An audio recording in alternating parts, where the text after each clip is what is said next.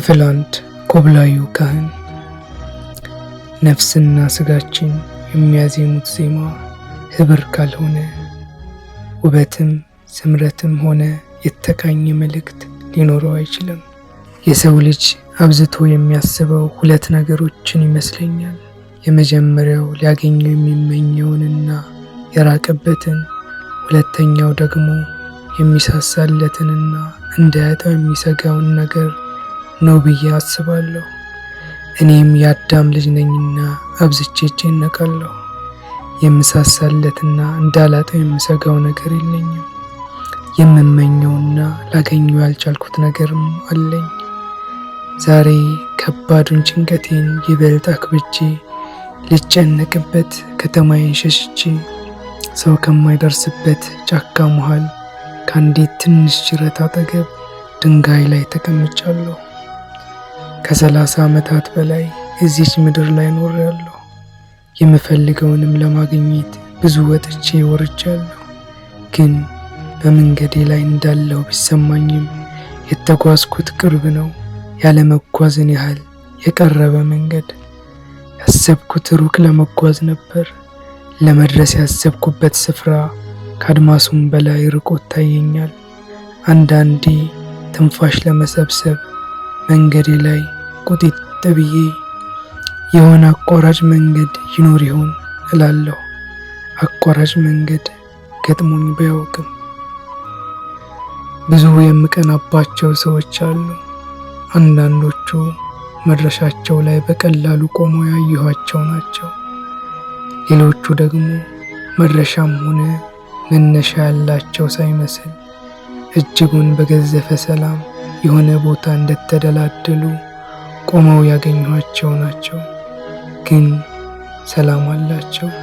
ሰላም ካላቸው ደግሞ ወይ ደርሰዋል አሊያም የሚሄዱበት የላቸውም ማለት ነው። የኔ ነፍስ ግን ሰላም የላትም። መንገደኛ ናት። የወደደችው የራቀባት፣ የተመኘችው ያልሆነላት ስደተኛ ነፍስ። ለመሆኑ ይሄ መንገድ ካሰብኩትስ ያደርሰኝ ይሆን? እውነት ግን ባያደርሰኝስ? ካለምኩበት ጭራሽ የሚያርቀኝ መንገድ ቢሆንስ? ለመሆኑ ይሄንን መንገድ ለስንት ዓመት ያህል ተጓዝኩበት? ለምንድን ነው ከ10 ዓመት ያላነሰ ተጉዤ ሳለ ዛሬም በመንገዴ ላይ የማየው ነገር ሁሉ ተመሳሳይ የሚሆንብኝ? መንገድ ሁሉ በተመሳሳይ ነገሮች የተሞላ ሆኖ ነው ወይስ እኔው ራሴ ወደፊት ከመጓዝ ይልቅ መላለሼ እየሄድኩባቸው? ዛሬ እዚህ ጅረት አጠገብ ያስቀምጠኝ ይሄ ሀሳቤ አሳስቦኝ ነው። መልስ የሚሻ ከባድ ጥያቄ ገጥሞኝ ነፍሴ ለእነዚህ ጥያቄዎች መልስ የማይኖራት ከሆነ እዚያ ሩቅ ለመሄድም አቅሙ የላትም ማለት ነው። ይህን ትንሽ ነገር ካልተገለጸልኝ እንደምን የከበደውን ነገር ማግኘት ይቻለኛል? ዛሬ ከዚህ ጅረት ያለምንም የብርሃን ፍንጣቂ አልነሳም። ከተነሳው ወይ ብርሃን ተገልጾልኛል አሊያም የሚሄድበትም ሆነ መድረሻ የለኝም ብዬ እጄን አርፎ ለመቀመጥ ሰጥቻለሁ ማለት ነው። ለሰዓታት አሰላሰልኩ፣ ግን ምንም የሚረባ ሀሳብ አልመጣልኝም። ተስፋ ወደ መቁረጡ ነኝ። ለባከኑት የወጣትነቴ 10 ዓመታት እርሜን አውጥቼ የምመለስበት ሰዓት ደረሰ።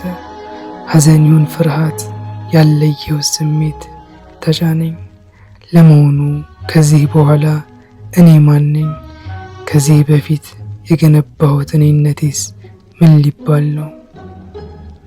ይህን እያሰላሰልኩ ሳለ ጭነት የተጫነ አህያ ከጀርባዬ በኩል መጥቶ በስተቀኝ አልፎኝ ከጅረቱ ውሃ መጠጣት ጀመረ። እንግዲህ ይህንንም ጨርሼ አስብ ዘንድ አልተፈቀደልኝም ማለት ነው። ሰው አይደርስበትም ያልኩት ዱር እንዳሰብኩት ሰው አልባ አልሆነም። ጭነት የጫነ አህያ ካለ ባለቤቱም ቅርብ ያለ ማለት ነው። ወዲያውም የእርምጃ ኮቴ ተሰማኝና ወደ ኋላ ዞሬ ተመለከትኩ። አንድ ጸጉሩና ሪዙ የሸበተ ሰው በፈገግታ ተሞልቶ ወደ እኔ መጣና እንዴት ውለሃል ብሎኝ ከጎኔ ተቀመጠ። ደህና አልኩት፣ ደህንነት በተራ በባዶ ድምፅ። እናም ጸጥ ያለ የነበረውን ዱር ትቼ ወደ ተመሳቀለው ከተማዬ ልመለስ ብድግ አልኩኝ። ሰውየው ከተቀመጠበት ሆኖ ሽቅብ ተመለከተኝና ብቸኝነትህን ወሰድኩ በመሰል አለኝ ፈገግ ብሎ። ፈገግታው ውስጥ የተመለከትኩት ጥልቅ ሰላምና እርካታ አስቀናኝ። ይህስ ከየትኞቹ ወገን ይሆን? ያለመበት ደርሶ የተገኘ ሰላም ይሆን? ወይስ የሚሄድበት የሌለውና በእርጋታ ውስጥ ያለ ሰላም ብዬ አሰብኩኝ። እኔ ረዥም መንገድ ተጉዤ ነው እዚህ የደረስኩት። ገና ደግሞ ረዥም መንገድ ይጠብቀኛል። በዚህ መሃል ትንሽ አረፍ ብሎ ቀልብን መሰብሰብ ደግሞ መልካም ነው። አንተ መመለስህ ነው መሰል። እስቲ ትንሽ አረፍ በልና እንጫወት ብሎ ሰላማዊ ፈገግታውን በድጋሚ ጋበዘኝ። ሐሳቤና ንግግሩ ተምታቱብኝ። አሁን ስለ እሱ ያሰብኩትን ነው የመለሰልኝ ወይስ በአጋጣሚው ራሱ ከአህያው ጋር ስለሚያደርገው ጉዞ ነው ያወራኝ? እንደዚያ ከሆነ አንተ መመለስ ነው መሰል ሲል ምን ማለቱ ነው? ወደ ቤትህ ማለቱ ነው? ከየት አቅጣጫ እንደመጣሁ ምን አውቆ ነው መመለስ ነው ማለቱ? ለምን መሄድህ ነው አላለም? ወይንስ ከረዥሙ ጉዞዬ ማፈግፈጌን ነው የነገረኝ? ለማንኛውም ተመልሼ ቁጭ አልኩኝ። አንድም የሚሄድበት የለኝም። ሌላውም የሰውየው ፈገግታ ያረጋጋል። ከከተማው ይልቅ እዚህ ሰላም አለ ለምን ይመስልሃል አለኝ ገና ከመቀመጤ። ከተማው ግርግር ስለሆነና ብዙ ድምፅ ስለሚበዛበት ነው። እዚህም ብዙ ድምፅ አለ። በእርግጥ አላስፈላጊ ግርግር እዚህ የለም። ለመሆኑ ብዙ ጊዜ ወደዚህ ትመጣለህ? ዛሬ ገና መምጣቴ ነው። አንተ ብቻ ሳትሆን ዓለም ሁሉ ከተፈጥሮ እየራቀ ነው። እዚህ ለምን ያህል ሰዓት ተቀመጥክ? ሰዓቴን ተመለከትኩና ከ3 ሰዓት በላይ ብዬ መለስኩለት። ታዲያ ምን አየህ? ምን ሰማህ? ምንም፣ በራሴ ሀሳብ ስማስን ነበር። ሀሳብ የሚያበዙ ሰዎች ነፍሳቸውንም ሆነ ተፈጥሮን አያደምጡ። በሰመረ ህብር የድምፅ ቃና ውስጥ የሙዚቃ ውበት ማድመጥ እንደሚቻል ሁሉ ህብር ባለው ክንውንና እንቅስቃሴ ውስጥ ውበትና ስኬት አለ። ነፍስና ስጋችን የሚያዘሙት ዜማ ህብረት ከሌለው ውበትም ሆነ መልእክት ሊኖረው አይችልም። ንጋት ላይ ተጋድመህ የወፎችን ዝማሬ ስትሰማ ዛፍ፣ ሳር፣ ቅጠሉ፣ ወንዙ ሁሉ በልቦና አብሮ የሚታይህ ተፈጥሮ በተቆራኘችበት ምትሃታዊ ኃይል ሳቢያ ነው። የሰመረና የተዋበ የነገሮች ውህደት የመሰረተው ምትሃታዊ ኃይል ብሎ ጨዋታውን አቋረጠና ሩቅ መመልከት ጀመረ። ይህ ሰው ምንድን ነው? ራሴን የወቀስኩት አንሶ በማላውቀው ሰው መወቀሴ ቢያናድደኝም የሚናገረው ነገር ጥልቅና እውነት ነው። ደግሞም መልእክቱ በቀጥታ እኔን የሚመለከት መሰለኝ። ቅድም ገና ሩቅ እጓዛለሁ ብለኝ ነበር። ወዴት ነው የምትሄደው ብዬ ጠየቅኩት። ሰዎች ወደማይደፍሩት ስፍራ አለኝ። ዘወር ብሎ ተመለከተኝ። ሰዎች ወደማይደፍሩት ስፍራ የሚጓዝ ሰው ወይ ደንታ ቢስ አሊያም ሰዎች የሰጉትን ነገር ለመቀበል የቆረጠ ጀብደኛ መሆን አለበት። አንተ ከየትኛው ነህ? እኔ ከሁለተኛው ወገን ነኝ። ሰዎች የፈሩትን ነገር ለመቀበል የቆረጥኩና ደጋግሜም የተጋፈጥኩ ነኝ። አንተስ ወዴት ነው የምትሄደው? እኔ እንጃ። እስካሁን አንድ መሄጃ ያለኝ ይመስለኝ ነበር። አሁን ግን ተጠራጠርኩኝ አልኩት ተስፋ መቁረጥን በሚያሳብቅ ድምፅ። ለምን አለኝ የአዛዥነት ቃና ባለው ድምፅ። ከመቅረብ ይልቅ እየራኩ መሄድ የታወቀኝ። እና የትም አልደረስኩም ብለህ አሰብክ? አዎ ብዬ መለስኩለትና ለምንድን ነው እዚህ ቁጭ ብዬ ከማያገባው ሰው ጋር የምዘበዝበው ስላሰብኩ። እንግዳው ሰው ግን አልለቀቀኝም። እና የትም አልደረስኩም ብለህ አሰብክ? አዎ ብዬ መለስኩለትና ለምንድን ነው እዚህ ቁጭ ብዬ ከማያገባው ሰው ጋር የምዘግበዝበው ስላሰብኩ። እንግዳው ሰው ግን አልለቀቀኝም። አንድ ቦታማ ደርሰሃል፣ ምናልባት ካለምከው አልደረስክ ይሆናል። ከተነሳህበት ግን ተንቀሳቅሰሃል። ያ ማለት ደግሞ አንድ ቦታ ደርሰሃል። ያንተ ጥያቄ ካለምኩት ቶሎ አልደረስኩም ከሆነ ለምን ቶሎ እንዳልደረስክ ውስጥህን መፈተሽ ብቻ ነው የሚጠበቅብህ። ምናልባትም ከነፍስህ ዋና ዓላማ ይልቅ ይበልጥ ትኩረት የሰጠኸው ለሌላ ጉዳይ ሊሆን ይችላል። በዚህ መንገድ አስበው ታውቃለህ? በሕይወት ውስጥ ከሁሉም የሚበልጥብህ ነገር የቱ ነው? ያንን ከመለስክ ሌላው ነገር ሁሉ ለዚያ ታላቅ ነገር መስዋዕት ለማድረግ መጨከን ይኖርብሃል። ይህንን መስዋዕትነት ሳይከፍል ማንም ታላቅ መሆን አይችልም። የሰውየው ንግግር እስከ ዛሬ እየኖርኩት ግን ያላስተዋልኩትን የሕይወቴን አንኳር ሚስጥር በግልጽ የሚጠቁም ሆነብኝ። ስለምንድን ነው እያወራን ያለ ነው? እንዴት ጨዋታችን ውስጤ ባመኩት ሚስጥር ላይ ሊያነጣጥር ቻለ? ስለ ግል ሕይወቴ ምንም ነገር ሳልነግረው እሱ እንዴት የኔን ታሪክ የሚያውቅ ያህል ሚስጥሬን ይጠቁመኛል? ግርም አለኝና ማንነቱን ለማወቅ ጓጓሁ። አሁን ያወራኝ ነገር በቀጥታ የኔን ሕይወት የሚመለከት ነው። ስለ እኔ ሕይወት ምንም ሳልነግርህ የልቤን እየነገርከኝ መሆኑ ደንቆኛል። እንዴት ታሪኬን ሳታውቅ ሚስጥሬን እንዲህ ልትገልጸው ቻልክ? ይቅርታ አድርግልኝና አንተ ማነህ? ጠንከር አድርጌ ጠየቅኩት።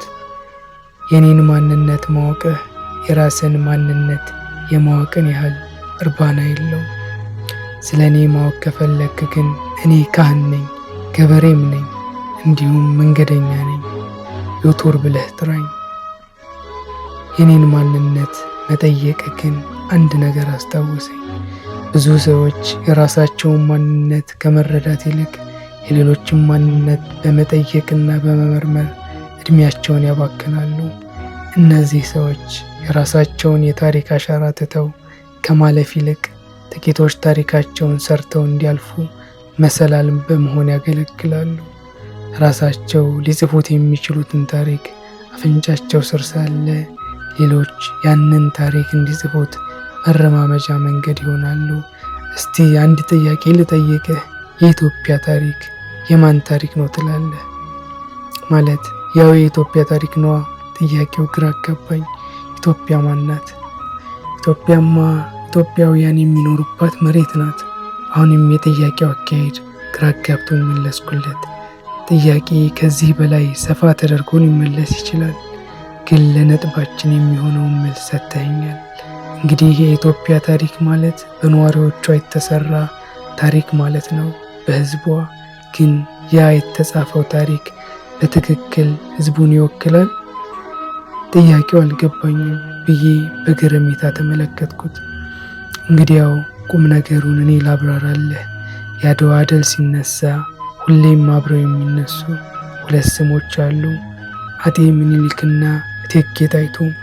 ከዚያም ቢቀጥል ጥቂት ራሶች፣ ጥቂት ፊት አውራሪዎች፣ ጥቂት ደጃዝማቾችና የመሳሰሉትን ያንን ታሪክ ይጋሩታል።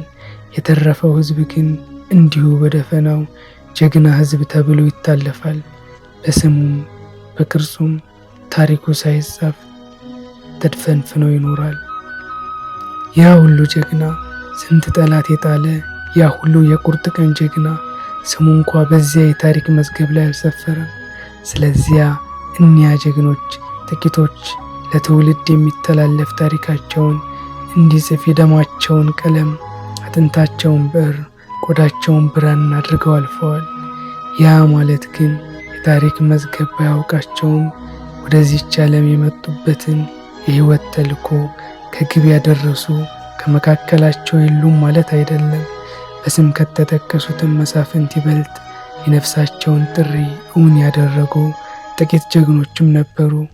ሆኖም ቀረም አብላጫው የዓለም ታሪክ ብዙሃኑን የገበረ የጥቂት ግለሰቦች ታሪክ ነው። ይህንን ጨዋታ ስናጠቃልለው እግዚአብሔር አንተንም ሌሎች የነፍስ ጥሪያቸውን ያሳኩ ዘንድ መንገድ እንድትሆን ሰርተዋል። የሰው ልጅ ሁሉ አንዱ ለሌላው መልካም መንገድ እንዲሆን ጭምር ነው የተፈጠረው። መረዳት ያለብህ ቁም ነገር ግን ለሌሎች መንገድ ከመሆንም በላይ ራስህ ወደዚች ምድር የመጣህበትን የህይወት ተልዕኮ አሳክተህ እንድትረካ እግዚአብሔር ይፈልጋል። አንተ ለሌሎች መንገድ እንደሆንክ ሁሉ አንተ ሳታስተውለው ሌሎችም ወደ ነፍስህ ተልዕኮ እንድታቀና መንገድ ሆነውልሃል። ወደፊትም ቢሆን ሰዎችም ሆኑ መላው ተፈጥሮ ወደ መንገድህ እንድታቀናና ካለምክበት እንድትደርስ የራሳቸውን አስተዋጽኦ ያደርጋሉ አልና ፊቱን ከጅረቱ ውሃ እየጠጣ ወዳለው አህያው መለሰው። አሁን የነገርከኝ ነገር እውነት ነው፣ በዚህ መንገድ ግን አስቤው አላውቅም ነበር አልኩኝና የነገረኝን ማብሰልሰል ያዝኩኝ። ጥቂት በሀሳብ እንደተዋጥኩ ዋናውን ጥያቄን እንዳልመለሰልኝ አስታወስኩ። ግን ምንም ሳልነግርህ ጉድለቴንና ሚስጥሬን እንዴት ልትነግረኝ ቻልክ አልኩት መለስ ብዬ። አንተ እንድታውቅና እንድታደርግ የተፈቀደልህን ነገር እንዳለ ሁሉ እኔም ይህን ጭምር እንዳውቅ የተፈቀደልኝ ነኝ። ረጅም መንገድ ተጉዣለሁ አልኩህ እኮ ብሎኝ ፈገግ አለ። ይሄ ማለት የሆንኩትን ያደረግኩትንና የፈለግኩትን ታውቃለህ ማለት ነው አልኩት ተገርሜ። አዎ፣ እጅ ሰጥተህ ልትመለስ ስትል ነው ትንሽ ላዋራህ የመጣሁት። አላስታወስከኝም እንጂ ከዚህ በፊትም አግኝተኸኛል እኮ። ግራ ተጋብቼ እኔ እንጃ ምንም ትዝ አላልከኝም እያልኩ ማብሰልሰል ያዝኩኝ። ለማስታወስ አትቸገር፣ ወደፊት ታስታውሰኝ ይሆናል። እስቲ ስለ ራሴ ሌላም ነገር ንገረኝ። ያልከኝ አይነት ሰው መሆንህን እርግጠኛ መሆን እፈልጋለሁ። አንተ ጥበብን ለመረዳት የምትባዝን ሰው ነህ። ከፍቅረኛ ከድላዊት ጋር ባለህ ግንኙነት ራስህን እያሰቃየህም ያለህ ነህ። አባትህ ለጥበብ ተጠርቶ ከጅማሬው ያፈነገጠ ሰው ነበር። ይሄ ይበቃሃል። የሰማሁት አስገረመኝ እንጂ አላስደነገጠኝም። በተለይ አባቴ ለጥበብ የተፈጠረ ሰው እንደነበረ ከኔ ሌላ ማንም አያውቅም። እኔም ያወቅኩት እሱ ከሞተ በኋላ ከዚህ በፊት የጻፈውን አግኝቼ ሳነብ ነው። እውነትም ይሄ ሰው ነኝ ያለውን የሆነ ሰው ነው ብዬ ደመደምኩኝ። ግን ከድላዊት ጋር ባለኝ ግንኙነት ራሴን እያሰቃየሁ እንደሆነ ነግረኸኛል። እኔ የማውቀው ደግሞ እሷ እያሰቃየችኝ እንደሆነ ነው። አተያይህ ነው። እስቲ ራስን እያሰቃየህ ነው ባልኩ መንገድ ተመልከተውና ትክክል መሆኔን አሊያም መሳሳቴን ራስህ ተረዳው። እንዲህ ያለውን ነገር ራስህ ካልተረዳው በቀር ሌላው ሊያስረዳህ አይችልም። ቢችልም ህመምን ከውስጥህ ለመንቀል መድኃኒት አይሆንም። ነፍስን ማድመጥ ስትጀምር ግን እያንዳንዱ ቁስል ራስን ለማከም ትችላለህ። ነፍስን ማድመጥ ስትጀምር ግን እያንዳንዱን ቁስል ራስህ ለማከም ትችላለህ። አንድም ቁም ነገር ልንገርህ፣ በህይወትህ ውስጥ እጅጉን አብልጠህ የምትፈልገው ነገር ብቻ ነው መተኪያ የሌለው። ሌላው ነገር ሁሉ ለጊዜው ባይመስልህም በቀላሉ ሊተካ የሚችልና ከተተካም በኋላ እስኪገርምህ ድረስ የምትረሳው ነገር ነው። አሁንም መሄጃዬ ደርሷል። አንድ ስምምነት ላቅርብልህ። ከኔ ጋር ለጥቂት ቀናት ጉዞ ለማድረግ ፈቃደኛ ነህ? ማለት ዛሬ? ያልተጠበቀ ጥያቄው አስደነገጠኝ። ዛሬ ሳይሆን አሁን። ጨርቄን ስንቄን ሳትል ከአንድ ሁኔታ ለመውጣት የሚጎትቱን ነገሮች ሁሉ መስዋዕት አድርገህ ስትነሳ ብቻ ነው ካለምክበት መድረስ የምትችለው። ጓዙ ሸክሙ ያነሰ ቀድሞ ካላማው ደረሰ ይባላል። ለጥቂት ቀናት ይህንን ሞክረውና ውጤቱን እየው። ግን ልብህ የፈቀደውን አድርግ እንጂ ልገፋፋ አልፈልግም አለኝና ብድግ አለ። ከራሴ ጋር ሙግት ገባሁ። እስከ ዛሬ ጉዞ ለማድረግ አስቤ ለአፍታም ልርቃቸው የማልችላቸው ብዙ ነገሮች ጎትተውኛል። በተለይ ደግሞ እድላዊት። ከእርሷ ለቀናት ለመራቅ አቅሙ ይኖረኝ ይሆን እንጃ። ከእርሷ መራቅ ስቃይ ነው። ይህን ስቃይ ደግሞ ደጋግሜ ቀምሼዋለሁ። በጣም ያሟል። በእነዚያ ጊዜያት ሁሉ ግን እኔ ርቄያት ሳይሆን እሷ ደጋግማ እየራቀች ነው ያሰቃየችኝ። ዛሬ በራሴ ውሳኔ ያንን ስቃይ ለመቀበል ፈቃደኛ ነኝ። ግን ደግሞ ከእርሷስ ጋር መሆን የደስታ ምንጭ መሆኑ ከቀረ ስንት ዓመታት ተቆጠሩ። አብሬያቱኝስ የተረፈኝ ስቃይ አይደለም እንዴ? ታዲያ መራቁም ሆነ አብሮ መሆኑ ያለ ፍቃድ የሚያሰቃየኝ ከሆነ ቢያንስ ዛሬን እንኳ በራሴ ፍቃድ የስቃይን መንገድ ብመርጥ ጀግንነት አይደለምን? ደሞስ ካሰብኩበት ለመድረስ መስዋዕትነት መክፈል ካለብኝ ከድላዊት ጋር ሆኜ የምቀበለውን ስቃይ ተለይቻት ብቀበለው ምን ይመጣል? ሁለቱንም ስቃይ ከሆነ ለምን ስቃይን ወደ ነፍሴ ጥሪ እያዘገምኩ አላስታምመውም? መቁረጥ አለብኝ። አሁኑኑ ቀና ብዬ ወደ ሰውየው ተመለከትኩኝ። ዞር ብሎም ሳያየኝ መንገዱን ቀጥሏል። ከተቀመጥኩበት ተፈናጥሬ የተነሳሁና በሩጫ የተከተልኩት።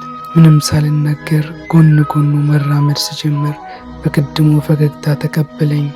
አንዳች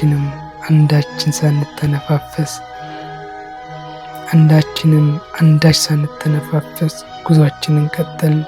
ጓዙ ሸክሙ ያነሰ ቀድሞ ካለመው ደረሰ የሚለውን የካህኑን ቅኔ መላልሼ የተቀኘሁ